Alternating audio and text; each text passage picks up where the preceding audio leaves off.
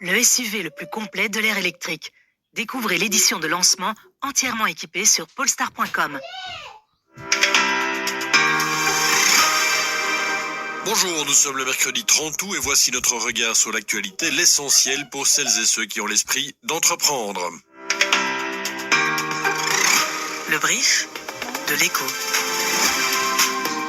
Faut-il régulariser les sans-papiers pour réduire la pénurie de certains métiers? C'est l'idée lancée par Elio Di Rupo. Les robots conversationnels bétonnent leur sécurité pour atteindre les entreprises. Le prix des terrains recule, mais le nombre de ventes aussi, surtout en Wallonie. Je suis Laurent Fabry et je vous accompagne ce matin dans le brief.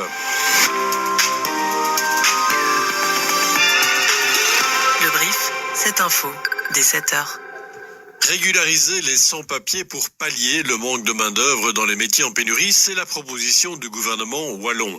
Elio Di Rupo a récemment écrit au Premier ministre Alexander De Croo pour lui demander de faire évoluer la législation fédérale sur les titres de séjour. Et il rencontre aujourd'hui même son homologue flamand, Jan Jambon, pour évoquer le problème.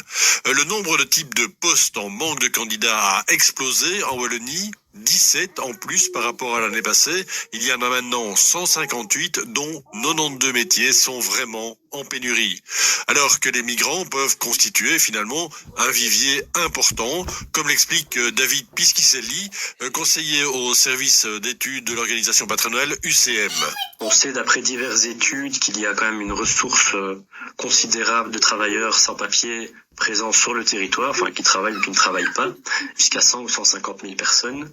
On sait que toute une série de ces personnes-là travaillent dans des métiers en pénurie de manière non déclarée.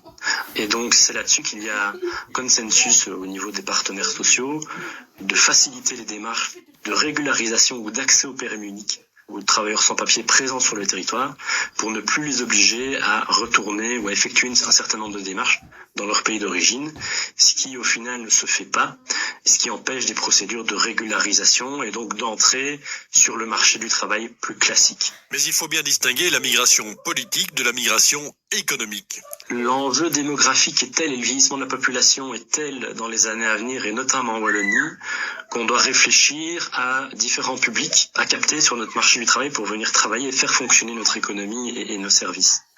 Et donc dans ce cadre-là, il y a effectivement tout un public lié à la main-d'œuvre étrangère qualifiée, donc qui dispose de compétences et qui sur base volontaire, un peu comme ça se fait au Canada ou en Allemagne, on essaie de les convaincre de venir travailler, de s'installer durablement dans notre pays et de participer donc à notre marché de l'emploi. Alors actuellement, il y a 200 000 postes vacants en Belgique, principalement en Flandre.